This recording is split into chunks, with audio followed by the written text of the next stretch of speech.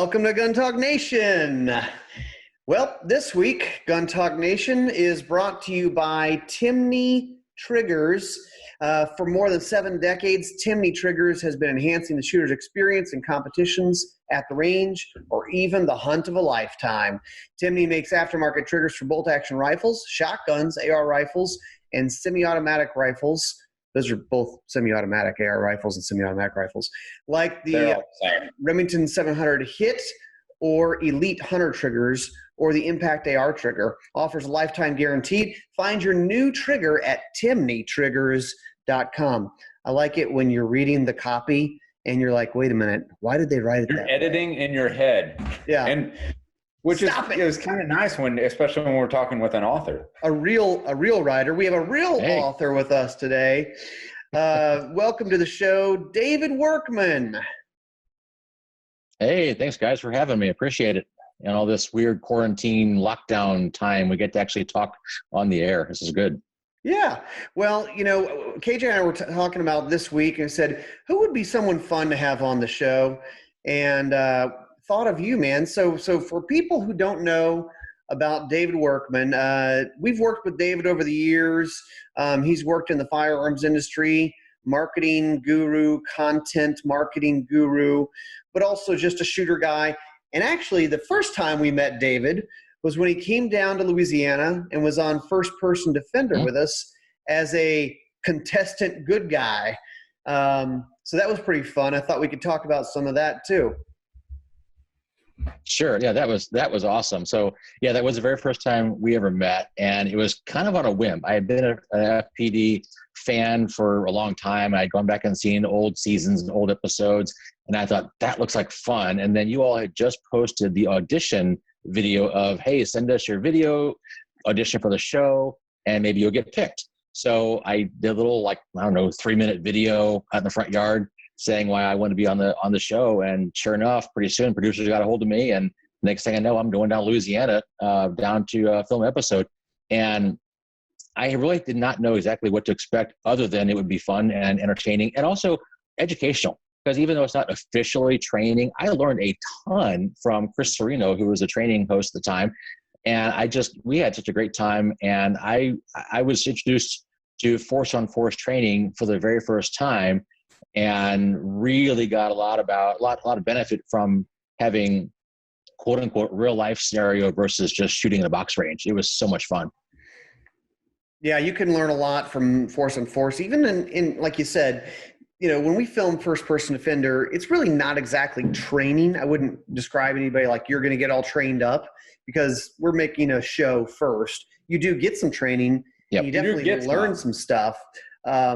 But even just running through a few scenarios of force on force, I know personally I've done that and gone, wow. And those lessons just keep replaying in your head and keep marinating for weeks. Some of the takeaways you get from it. What's one of the things that you remember most about the filming and what happened there? Because we talked about this. I remember we did, and I remember Chris was great. So I was learning verbal commands and did a terrible job at them the first time through.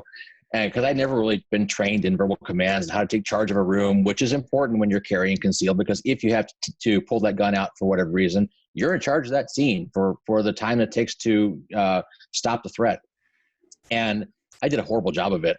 And I remember him yelling at me in his command voice. And then finally I learned what to do and got better at it second time through. But I remember that I hadn't really thought about the whole verbal commands component of it. I was so concerned about making sure that I was able to assess the situation and put shots on target if needed. And that part of the whole thing never even crossed my mind until Chris pointed out. So it was very, very helpful. Isn't that interesting? You know, you think about when people come on to do a gun training show, you think, oh, I'm probably going to learn tactics or some drills for shooting and all these things. And the learning verbal commands is nothing that would occur to most people. Here's the deal. I think that one thing that I've seen as a continuation, as a running theme throughout any training that I've done, any training, any FPDs that we've run, it's all verbal commands.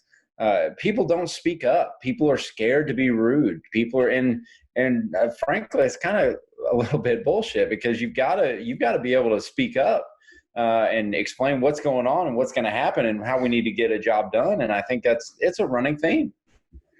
Yeah, I think. Yeah, and I think also the greatest tool you have is your mind. And what you can take this from your mind and articulate that to the surroundings. You may be able to just completely put the gun away at the end and not end up using it. Because if you can verbally command your way out of the situation, that's really preferred over having to take some sort of violent force of action. It's exactly what I was about to say, David, is I think being able to have a command presence and use good verbal commands can keep you from having to get into a situation or keep a situation from getting worse. It's not bluffing, because if you are carrying a gun concealed and you're trained up and you have some knowledge and you know what to do if you really do have to use it, but we don't want to have to use it. So if you can let them know in no uncertain terms that you're not messing around, and maybe they go, you know what? Maybe we'll go choose a different victim. You don't want to be a soft target. Right? Maybe you just don't want to be a soft target. You want to be a hard target. And the first thing that comes out of your mouth is what they're going to determine. They're going to make a big assumption about you. The first words out of your mouth. I can't repeat the exact words, but there's a story that I've heard a few times, kind of a family friend who basically was carrying, he had a couple guys approach him. He could tell ill intent was about to happen.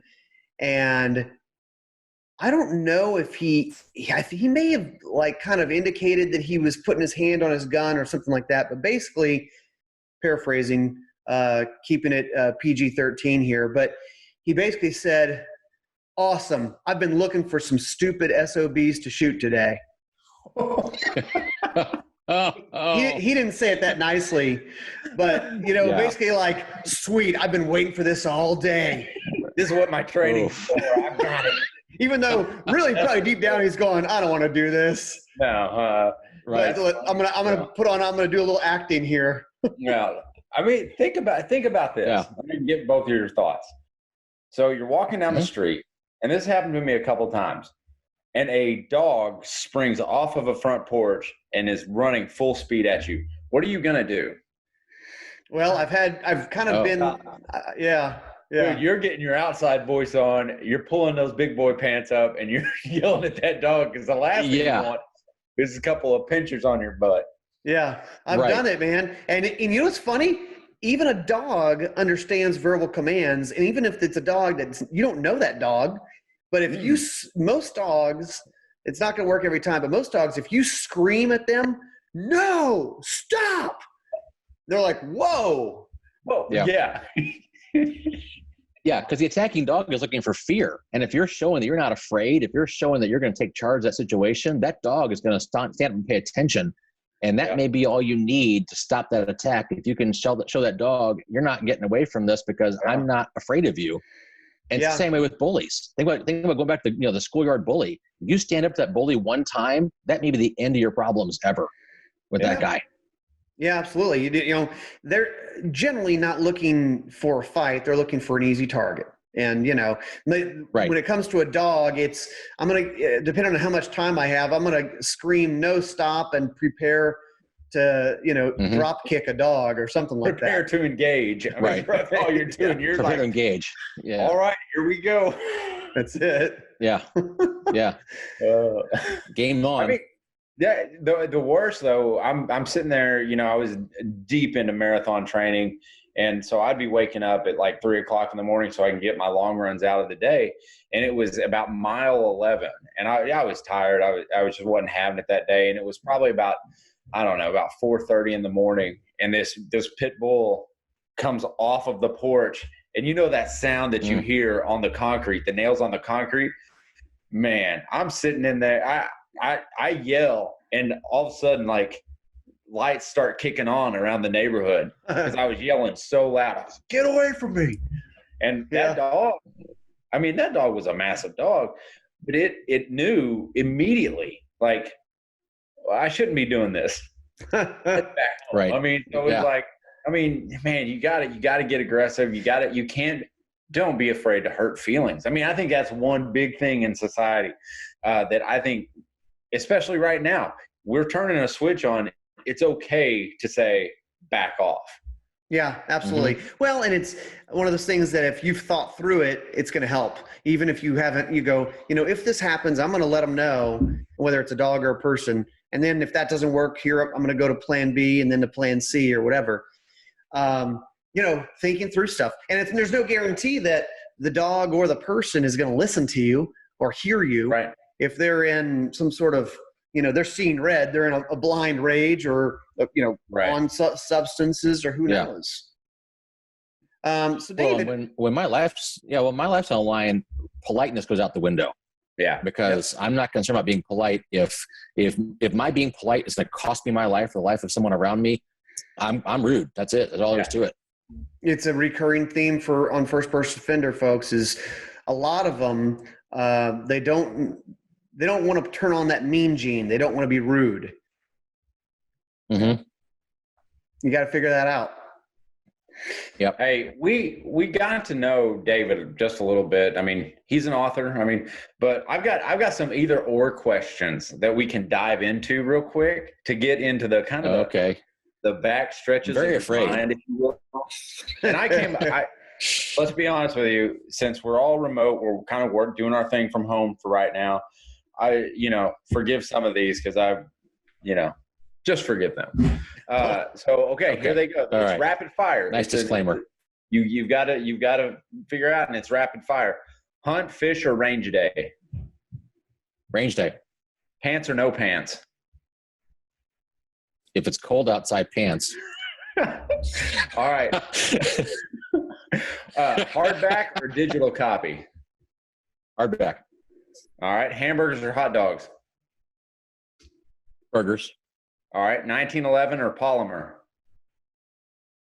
Polymer. Sorry, all you classic 1911 folks, but I prefer the Polymer. All right. AR-15 or MSR?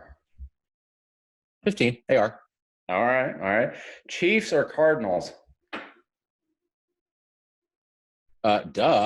Cardinals. All right. Cardinals or Blues?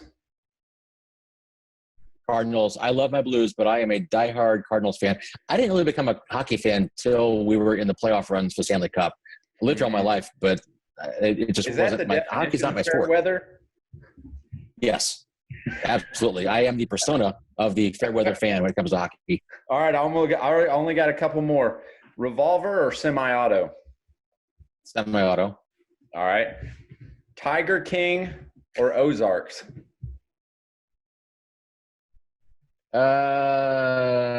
Ozarks. All right, my Tough man. one. I haven't watched either one of them. I'm sorry, I haven't watched either one of them. So yeah, you shake his head. Hey, just hang your head. Probably the most important one that we've got in the last one is 45 or 9. 9. All right. I want a bullet that I can't just outwalk.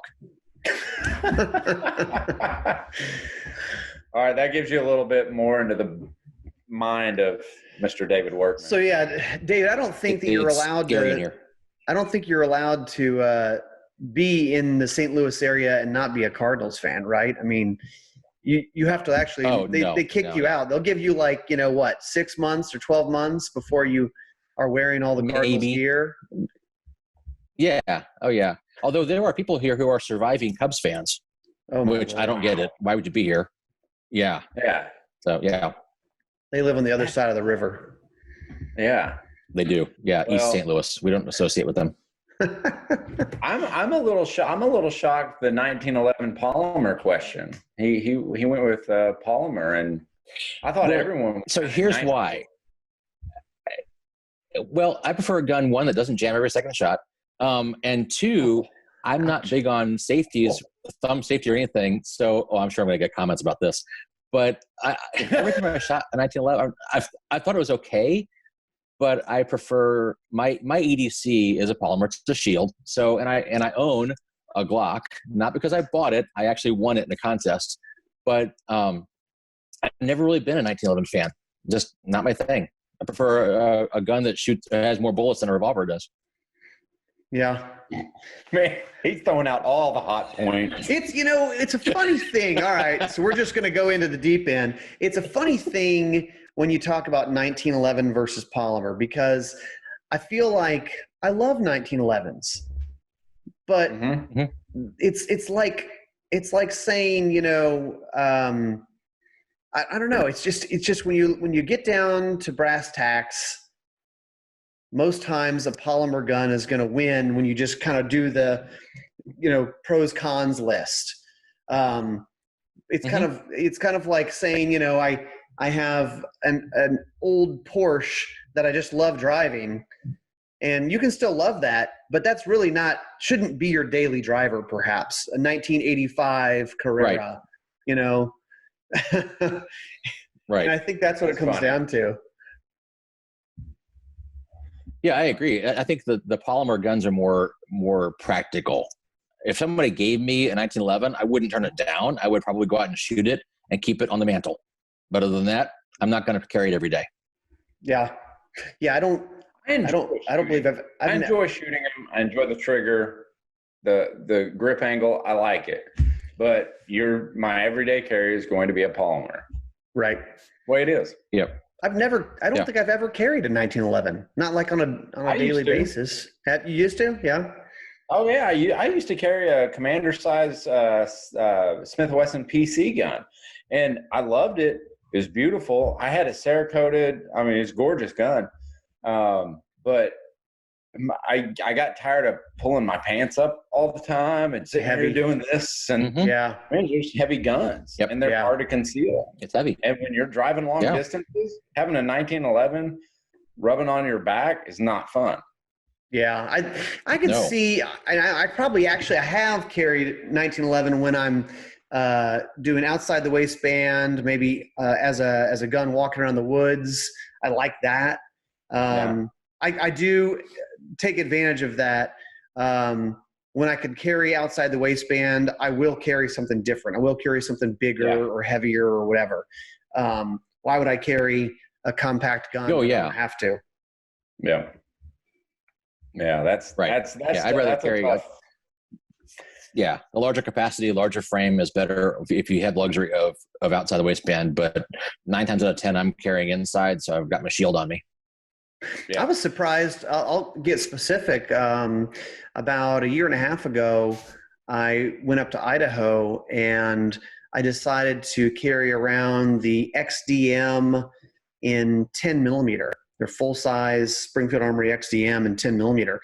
And I was surprised at how comfortable it was to carry around, even being a full size gun and taking it out shooting, because it's totally a full size gun. Totally controllable, really comfortable to shoot. Really enjoyed the gun. Yeah, that's one of those guns. That's one of those guns that actually surprised me as well on the range. And you debate on if I'm carrying outside the waistband, I could carry something with a little bit better trigger, like a 1911. But man, that XDM has more rounds. Yeah, I mean, it's I want to say maybe 15 rounds of 10 millimeter, which is sweet. If it takes me 15 rounds to shoot a bear, something's wrong in my life. Something's gone wrong. The other consideration I'm doing this too is what kind of holster you're using. Yeah, for sure. Well, if you get, honestly, if you get 15 rounds off at the bear, you maybe started shooting too soon. I'm not sure, I know in Alaska, people talk about a bear gun, but if you shoot a bear, there's going to be an investigation. You better have claw marks on you. I mean, it's got to be provable that why you shot this bear. There's only one, there's a couple people out there, but a Rob Latham, he could get off all 15 on a bear charge. 20 feet, 20 or so. 20 feet, I think he'll be center mass with very little recoil. Yeah. Me, it's going to be. You trip over yourself. You send about 3 of them into the air. Yeah. Really, what you need to do to carry in bear country is a 22. Just carry a 22 revolver That's all you need.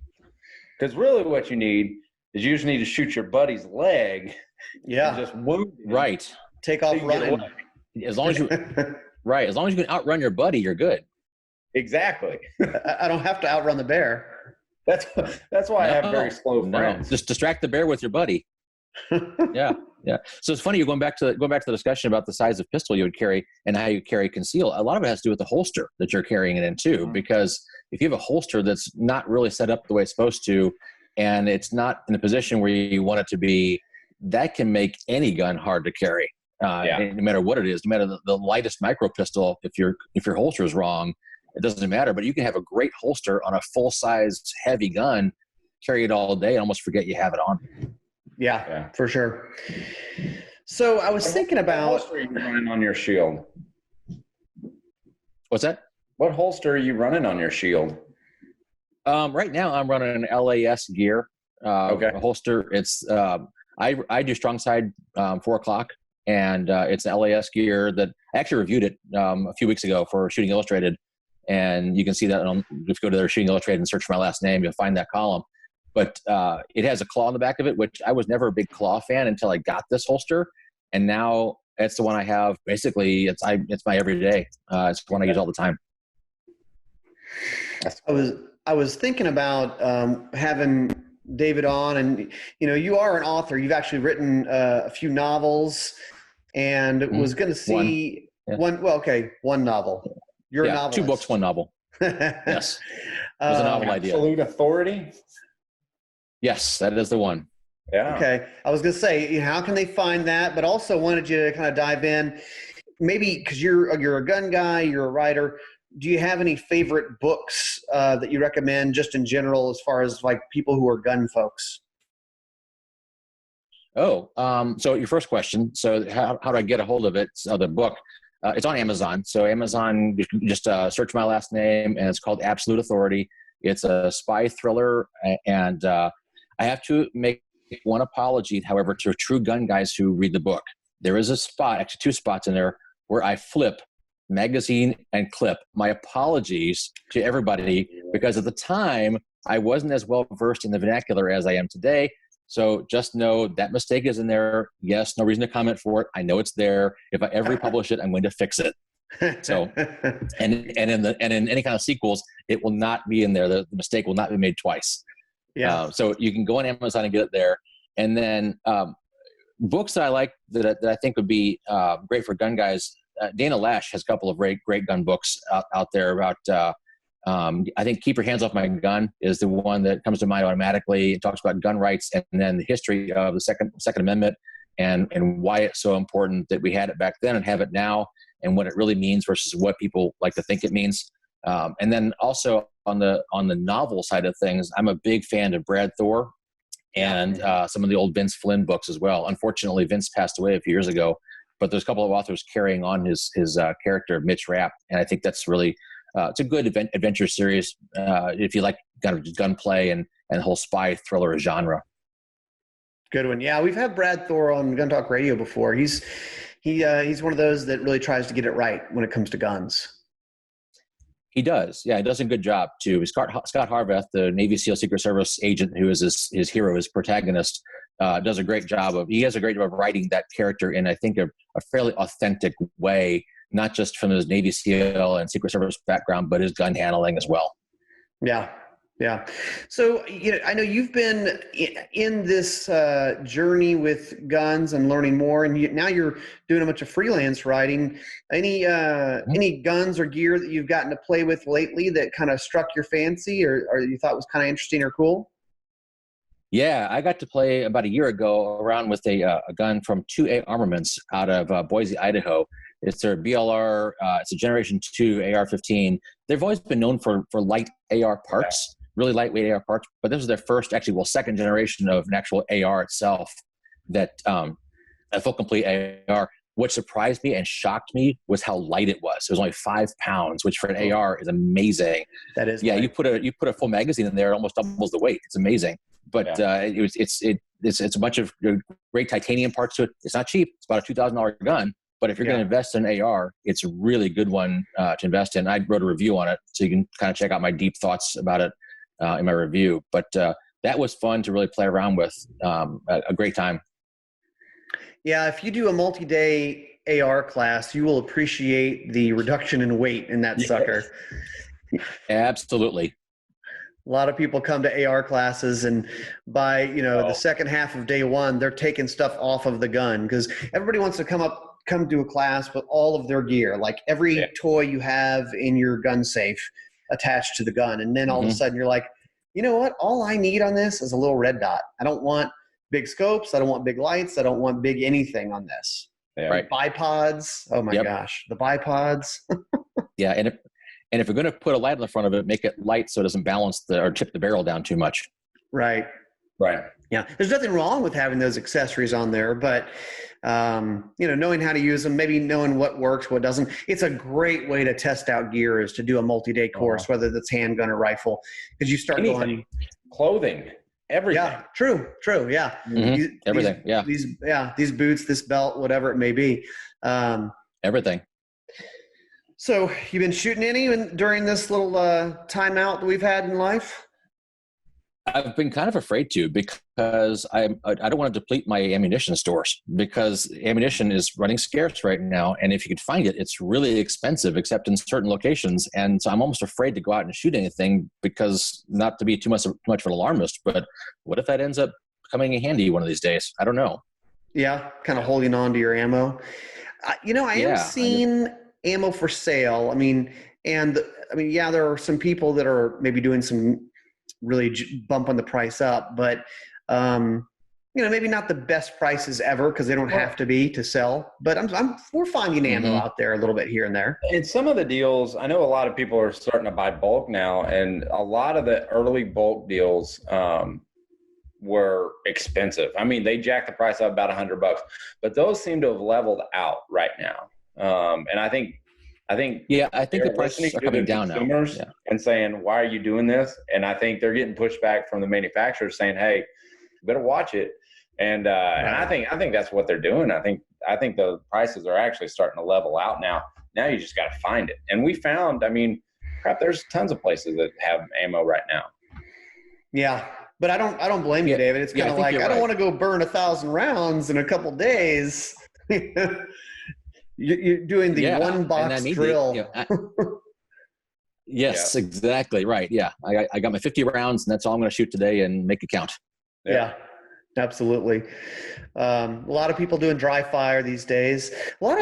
Also a lot of projects. I read the Timney read at the top of this thing, and was actually talking with Chris over at Timney. He says they're getting a lot of people who are going, doing projects on guns, swapping out your trigger, upgrading your trigger is a nice little hobby project to do. And it's easy. It takes you not a lot of time.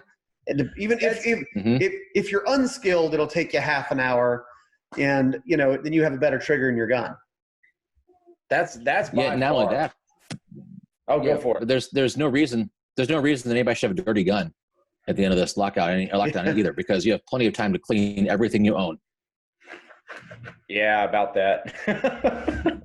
Except for KJ. I have not. There's still time. Those Timney triggers, I honestly, I've got them in most all my guns. If I get a gun, I'm either swapping out the trigger, or just playing with it a little bit, and just messing with like altercations on guns. Like that's been my thing here lately. But the Timney trigger, if you can turn a screwdriver or tap a hammer, you can change out a trigger. Right. Yeah. Easy. Yeah. It's stupid easy. Right. Yeah. You could train a monkey to do it. I bet you could. I bet you could. That's our next viral video. That's our next project. I can see it now. We're gonna send old Bippo up to Missouri. Get our trunk monkey. A challenge. Yeah. Challenge accepted. Oh, those are great commercials. Yeah, challenge accepted. By the way. Yeah. How funny would it be? Like seriously, if he FedEx came and there's a monkey in a box. Good luck. Good luck. A monkey and a Timney trigger. Good luck. If I see holes in the box, it's return to sender. I don't want it. He just sprinkles some cereal into the holes and just sends it away. Right. Here's a banana. That's Have a safe trip right. back. Amazing. That is a good April Fool's joke, is to send a monkey to someone's house. What if we get to do I it? didn't realize this was going to be a violation of something. Oh, Candid camera. well, I think we've done our part today. If we've upset the animal rights groups, that's one of the goals we're trying to check off. I haven't upset them enough. Yeah. I know, they're right there. And right there. Some people, they're just going to be upset. What are you going to do? Yeah. They will be. Well, David, thanks for being on with us, man. Hey, thanks for having me on. This has been fun. Yeah. We always have fun here on Gun Talk Nation. Thanks for listening, and we'll be back with more next week.